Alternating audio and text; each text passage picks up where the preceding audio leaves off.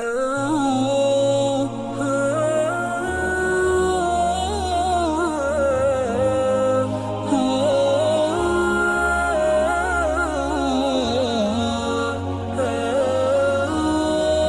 الکہف جو ہے یہ ہمارا ویکلی سلیبس ہے، یعنی یہ ہر جمعے والے دن ہر مسلمان کو پڑھنے کے لیے ترغیب دی گئی ہے کہ آپ ہر جمعے کوشش کریں سورۃ الکہف کی تلاوت کریں۔ الحمدللہ میں کرتا ہوں، عملاً کرتا ہوں، یقیناً آپ بھی کرتے ہوں گے، لیکن اگر آپ اس کو ترجمے سے پڑھ لیں گے تو آپ کو یہ زیادہ اچھا لگے گا کہ آپ ہر ہفتے جو یہ سلیبس پڑھتے ہیں جس کا تعین نبی علیہ الصلوۃ والسلام نے کیا ہے تو آپ کے ایمان میں زیادہ بہتری آ سکتی ہے۔ اس میں جو واقعہ تھا حضرت موسیٰ علیہ الصلوۃ والسلام کا اور حضرت خضر کا، وہ اتنا اہم ترین واقعہ ہے جس کو ہم صرف کوئی کانوں کے سکون اور سرور کے لیے مت سنیے گا۔ صحیح بخاری میں آتا ہے موسیٰ علیہ الصلوۃ والسلام نے تقریر کی اور کسی نے آپ سے سوال کر لیا یا عرض کر لیا کہ حضرت آپ اتنی اچھی تقریر کرتے ہیں، آپ سے اچھی بھی کوئی تقریر کرتا ہے دنیا میں؟ تو نبی علیہ الصلوۃ والسلام نے اس بات کی تصدیق کی ہے تو موسیٰ کہنے لگے کہ مجھے نہیں لگتا کہ کوئی مجھ سے اچھی بھی تقریر کرتا ہو، جتنا اچھا خطبہ میں دیتا ہوں۔ تو اللہ تعالیٰ نے فوری طور پہ جبریل امین کو بھیجا کہ آپ موسیٰ علیہ الصلوۃ والسلام سے جا کے کہیے کہ آپ ذرا اپنا سفر باندھیے اور اپنا وہ ایک ساتھ آپ لے لیں، اپنے ایک ساتھی لے لیں مسافر، اور مچھلی بھی آپ لے لیں۔ جہاں پر آپ کی مچھلی غائب ہو جائے نا وہاں پر ایک راستہ نکلے گا، اس راستے سے ہوتے ہوئے آپ ایک جزیرہ میں جائیں گے اور وہاں ایک ہمارا نیک بندہ ہے، ذرا اس سے ملاقات کریں تاکہ ہم آپ کو بتائیں کہ دنیا میں کیا سے کیا ورائٹی ہم نے رکھی ہوئی ہے۔ اچھا، مختصر یہ کہ وہ وہاں پہنچ گئے۔ اب جب وہاں پہ پہنچے تو حضرت خضر سے اب اس چیز کو ذرا چھوڑ دیجیے گا، وہ نبی ہیں ولی ہیں لیکن وہ اللہ کے نیک بندے تو ہیں، اب اس بحث میں نہ جائیے گا،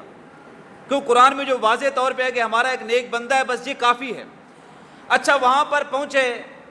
تو جا کے موسیٰ علیہ الصلوۃ والسلام فرماتے ہیں کہ میں چاہتا ہوں کہ میں بعض کاموں میں آپ کی اتباع کروں اگر آپ وہ مجھے علم سمجھا دیں جو اللہ نے آپ کو عطا فرمایا۔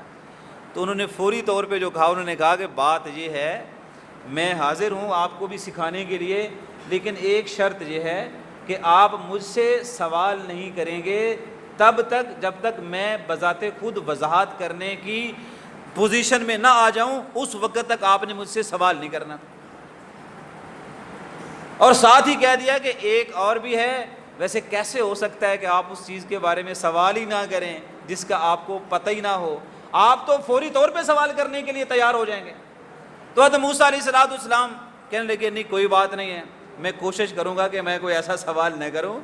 جب بھی کوئی میرے سامنے ایسا عمل ہو۔ چلیں، وہ کشتی پہ سوار ہو گئے۔ اب آپ قرآن کریم میں کوئی ایسا نہیں تھا کہ قرآن میں اللہ تعالیٰ نے جگہ بھرنی تھی اور یہ واقعہ اللہ تعالیٰ نے وہاں پہ جمع کر دیا، نہیں ایسا نہیں تھا۔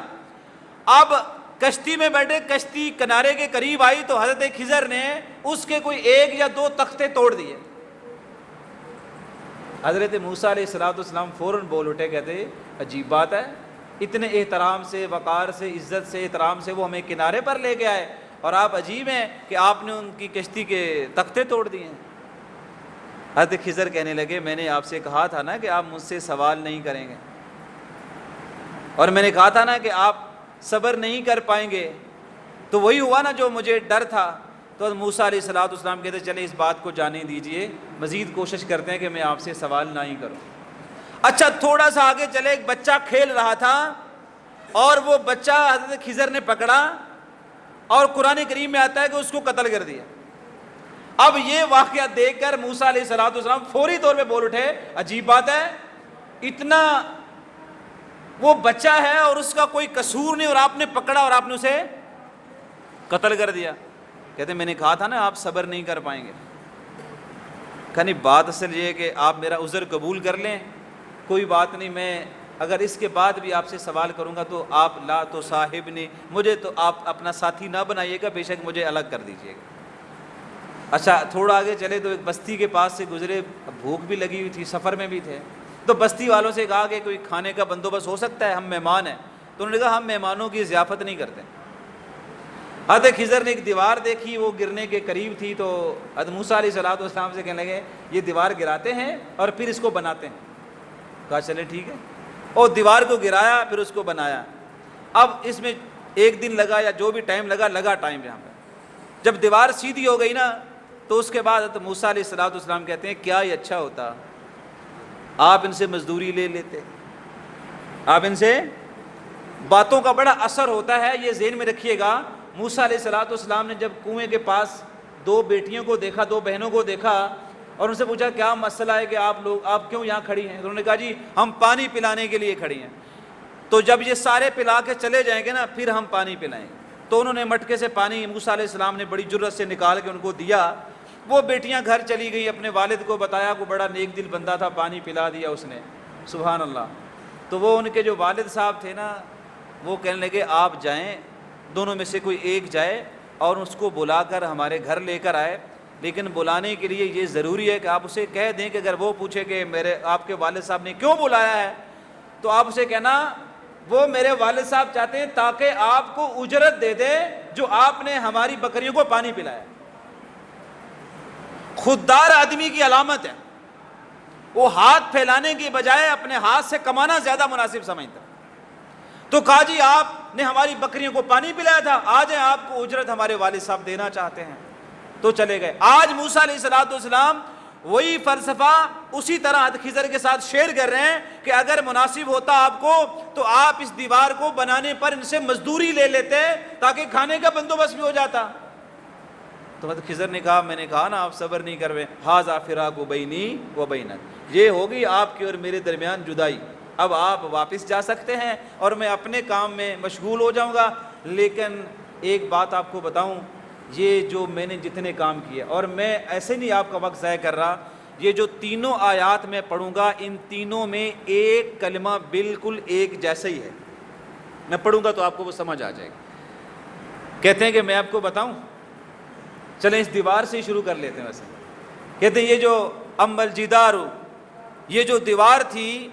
آپ نے بظاہر اس کو دیکھا کہ میں نے اس کو گرایا اور اس کو بنایا اور آپ کو ساتھ میں نے شامل رکھا، لیکن اس کے اندر بھی فَأَرَادَ رَبُّكَ، تیرے رب کا ارادہ اس میں شامل ہے، اور اس ارادے میں کیا حکمت ہے؟ وہ حکمت چونکہ جس کو نظر نہیں آئے گی وہ ہو سکتا ہے بے صبری کا مظاہرہ کر لے، اور جو یہ سمجھے گا کہ میں نے یہ کام کرنا ہے چونکہ یہ کام اچھا ہے اور اس کا انجام میرے رب کے پاس ہے، وہ کیا دیتا ہے، میں اپنے ارادے میں تزلزل اور اپنے ارادے میں کوئی اضطراب پیدا نہیں کرنا چاہتا، میں اپنے ارادے کو، عزم کو کمزور نہیں کرنا چاہتا، صرف اس وجہ سے کہ بظاہر مجھے چونکہ اس کے نتائج نہیں ملتے اور میں اپنے ارادے کو ترک کر دوں، ایسا میں نہیں کروں گا۔ انہوں نے بتایا کہ اللہ نے یہ ارادہ کیا ہے کہ یہ جن دو بچوں کی دیوار ہے دونوں یتیم ہیں اور ان کا والد اس دنیا سے بہت پہلے جا چکا ہے، لیکن ان دونوں کا والد انتہائی نیک آدمی تھا۔ اور میں کہتا ہوں، آپ تو کہتے ہیں نا کہ واپس سے لوگ پوچھتے رہتے ہیں کہ یار آپ اصالِ ثواب کے قائل ہیں یا قائل نہیں ہیں، ہم کہتے ہیں نیک اولاد صدقہ جاریہ ہوتی ہے، نیک اولاد جو بھی عمل کرتی ہے اس کے والدین کو اجر پہنچتا ہے۔ ہم تو اس سے بھی اگلا قدم آپ کو بیان کرتے ہیں کہ اگر والدین نیک دنیا سے چلے جائیں اپنی قبر میں، ان کی نیکی کے ثمرات اللہ تعالیٰ دنیا میں ان کی اولاد کو دیتا رہتا ہے۔ یعنی یہ چیز تو اور ہے نا کہ اولاد دنیا میں ہے اور یہاں سے اجر اس کو جا رہا ہے جو اپنی قبر میں پڑا ہوا ہے، لیکن ہم کہتے ہیں اگر وہ نیک تھا اور نیک زندگی بسر کر کے چلا گیا، اللہ تعالیٰ اس نیکی کا اتنا خیال رکھتے ہیں کہ وہ جو خزانہ اس دیوار کے نیچے تھا، اور بتانا یہ مقصود تھا کہ جو بستی والے ایک وقت کا کسی کو کھانا نہیں دے سکتے، اگر ان کو ان کا خزانہ مل جاتا اس کو تو یہ بالکل ہڑپ کر جاتے، اتنی بڑی کرپشن یہ کرتے آپ سوچ بھی نہیں سکتے۔ اور فرمایا اب یہ ہم نے دیوار سیدھی کر دی ہے، اب جب کبھی دیوار گرے گی یہ بچے جوان ہو چکے ہوں گے اور یہ خود دیوار کو بنائیں گے، ان کا خزانہ ان کو اللہ تعالیٰ دے دے گا، صرف اس بنیاد پر کہ ان کا والد انتہائی نیک آدمی تھا، اس کے بچوں کو بھی اللہ نے سنبھالا اور اس کے مال کو بھی اللہ تعالیٰ نے سنبھالا، یہ ارادہ تیرے رب کا تھا۔ اچھا ہو سکتا ہے میرا ارادہ ایک ٹائم کی روٹی کا ہو، اور اگر وہ مجھے نہ ملے، یہ میں اپنی طرف لے کے آ گیا ہوں، اگر مجھے نہ ملے ہو سکتا ہے میں غصے ہو جاؤں کہ یار مجھے ایک ٹائم کا کھانا نہیں ملا، لیکن ہو سکتا ہے کہ اس کے پیچھے میرے رب کی کیا حکمتیں ہیں وہ میں نہیں جانتا۔ نبی علیہ الصلوۃ والسلام نے حضرت حسنین کریمین میں سے کسی ایک کے بھی منہ کے اندر سے کھجور نکال لی تھی اور زمین پر رکھ دی تھی اور کہا تھا مجھے نہیں معلوم کہ یہ صدقے کی ہے یا صدقے کی نہیں ہے، اگر یہ صدقے کی ہے تو آپ کے لیے جائز نہیں ہے، اور اگر یہ صدقے کی نہیں ہے تو میرے یہ علم میں نہیں ہے۔ تو جو حکمت نبی علیہ الصلوۃ والسلام بظاہر دیکھا کھجور نکال دی، اب اس میں نہیں پڑے اچھا چلو کوئی بات نہیں کھا لو، ایک کھجور کا مسئلہ ہے، لیکن انہیں دیکھا اصل جو حکمتیں ہیں وہ رب تعالیٰ کے ہاتھ میں ہیں، اور پھر فوری طور پہ کہنے لگے کہ آپ نے وہ جو کشتی میں نے تختے توڑ دیے تھے، آپ کو تو یہی لگا کہ ان کا بڑا نقصان ہو گیا ہے۔ آج کی دنیا میں آپ اس مسجد کی انتظامیہ ہے، میں آپ سے مخاطب ہو جاتا ہوں، میں ان سے مخاطب نہیں ہوتا جو یہاں سے دور ہیں۔ یہاں مسجد میں انتظامیہ کوئی ایک فیصلہ کرتی ہے یا امام یا خطیب کوئی فیصلہ کرتا ہے کسی اپنی حکمت کے تحت، اور بعض دفعہ اس سے نقصان بھی ہو جاتا ہے۔ اچھا پوری انتظامیہ چڑھ دوڑتی ہے، یقین مانو چڑھ دوڑتی ہے کہ آپ نے یہ کیوں کیا تھا۔ اس نے اپنی طرف سے کوشش کی کہ یار شاید اس طریقے سے یہ خیر ہو جائے، اور کبھی کبھی اللہ تعالیٰ خیر سے شر نکال لیتا ہے، اور کتنی بار ایسا ہوتا ہے کہ خیر کے معاملے کے بعد بھی شر آ جاتا ہے۔ یہ ساری چیزیں اللہ تعالیٰ نے ایک پروگرام بنا رکھا ہے، آپ اس پروگرام کے خلاف کبھی نہیں جا سکتے۔ کہا میں نے جو ان کی کشتی کے جو وہ تختے میں نے توڑ دیے تھے، دراصل حکمت اس میں یہ تھی کہ پیچھے ایک بادشاہ آ رہا ہے، ساری کشتیوں کو وہ ضبط کر کے لے جانا چاہتا ہے، لیکن جو سالم ہوتی ہیں ان کو لے کے جاتا ہے، جو ٹوٹی ہوئی ان کو چھوڑ دیتا ہے۔ حضرت دو پھٹے لونا ایڈا بڑا مشکل کام کوئی نہیں، جو ساری کشتی جانتی نہیں تھے پھر۔ تو اس میں حکمت ہے، کبھی کبھی آپ کے جو ارادے ہیں وہ جب آپ کرتے ہیں آپ کو تھوڑا تھوڑا نقصان بھی ہوتا ہے، اور وہ تھوڑا سا نقصان آپ کے ارادے عزم کو مضبوط کرنے کے لیے ہوتا ہے، کمزور کرنے کے لیے نہیں ہوتا۔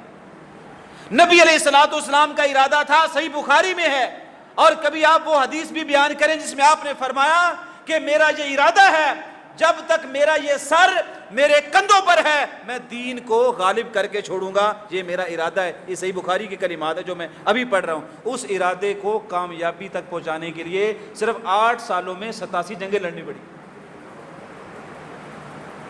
اس ایک ارادے کو پورا کرنے کے لیے کہ دین کا نفاذ ہونا چاہیے اور قرآن کریم کو نازل ہونا ہے اور دین کو عرب کی دھرتی سے مزید آگے پھیلانا ہے، اس ارادے کی کامیابی کے لیے 87 جنگیں نبی علیہ الصلوۃ والسلام کے دور میں لڑی گئی۔ میں کئی بار اپنے اہل علم لوگوں سے گزارش کرتا ہوں، بے شک آپ میرے ساتھ اس بات پہ اتفاق بھی نہ کریں، میں لوگوں سے پوچھتا ہوں کہ لوگوں بتاؤ مکہ نبی علیہ الصلوۃ والسلام نے کیوں چھوڑا تھا؟ لوگ کہتے ہیں وہاں تکلیفیں بڑی تھی آپ نے اس لیے چھوڑ دیا۔ میں کہتا ہوں تکلیفیں کتنی تھیں؟ کہتے نہیں فلاں صحابی کو تکلیف تھی، فلاں کو مسئلہ تھا، فلاں کو دکھ تھا، فلاں کو درد تھا، فلاں مصیبت تھی، فلاں ایسے ایسے ہوتا تھا۔ میں پوچھتا ہوں یار یہ ساری تکلیفیں آپ جمع کر لینا 13 سالوں کی اور 8 سالوں میں 87 جنگیں، تو آپ موازنہ کر کے دیکھیں گا زیادہ تکلیف کہاں پر تھی، زیادہ اذیت کہاں پر تھی؟ 87 جنگوں میں یا انفرادی طور پہ کسی کو تکلیف سے گزرنا پڑا؟ اصل میں جس ارادے کو آپ لے کے اٹھتے ہیں، آپ کا جتنا بڑا ارادہ ہوتا ہے آپ کو اتنی بڑی تکلیف کا سامنا رہتا ہے۔ اچھا جتنا کاروبار ہے ہی 100 روپیہ تھا، انہوں کتنا نقصان ہو سکتا ہے؟ انہوں 100 ہی نقصان ہوگا۔ اب جس کا کروڑوں کا کاروبار ہے اس کو کروڑوں کا نقصان ہوگا۔ جتنا بڑا آپ کا ارادہ ہے اتنا ہی بڑا آپ کو سامنے سے جو رکاوٹیں، اتنی بڑی بڑی رکاوٹیں آئیں گی۔ تو آپ اللہ کا یہ شکر کریں کہ آپ کو دین نے یہ تربیت دی ہے کہ آپ کے ارادے اپنے نہیں ہیں، آپ کے ارادے وہ ہیں جس میں اللہ کی مرضی بھی شامل حال رہتی ہے۔ اور پھر یہ بھی انہوں نے بتا دیا کہ دیکھو یہ بچہ میں نے قتل کیا نا، اللہ کا ارادہ یہ تھا کہ اس کے والدین بہت نیک ہیں، یہ قرآن میں ہے، اس کے والدین بہت نیک ہیں، لیکن یہ بڑا ہو کے اتنا خطرناک ہو جاتا کہ اپنے والدین کی عزت اور احترام کا بھی خیال نہ رکھتا۔ اللہ نے ارادہ یہ کیا ہے اسے قتل کرنے کا، اور اسے قتل کیا گیا، اور اس کی جگہ پر اللہ تعالیٰ ان کو ایک اور بیٹا عطا فرمائے گا جو بہت اچھا ہوگا، جو بہت نیک ہوگا، بڑا رحم دل ہوگا۔ آپ کسی ظاہری چیزوں کو دیکھ کر جو فیصلے کرتے ہیں وہ آپ کا ظاہر غلط ہو سکتا ہے، تو اس لیے یہ لازمی تھا کہ ہم اللہ تعالیٰ کی حکمتوں کو مد نظر رکھیں. اسی لیے اللہ تعالیٰ نے سورۃ کاف کے اندر حضرت موسیٰ علیہ السلام کا حضرت خضر کا واقعہ بیان کیا ہے کہ کبھی کبھی جو آپ بظاہر دیکھتے ہیں وہ ایسا آپ کو لگتا ہے کہ اس کے پیچھے پتہ نہیں کیا ہوگا، لیکن ہمیں پتہ ہے کہ اس کے پیچھے کیا ہونے والا ہے. ہو سکتا ہے اس شر کے پیچھے جو آپ کو نظر آ رہا ہے اس کے پیچھے کوئی بڑی خیر ہو، کیونکہ اللہ قرآن میں فرماتے ہیں میں جانتا ہوں اور تم نہیں جانتے.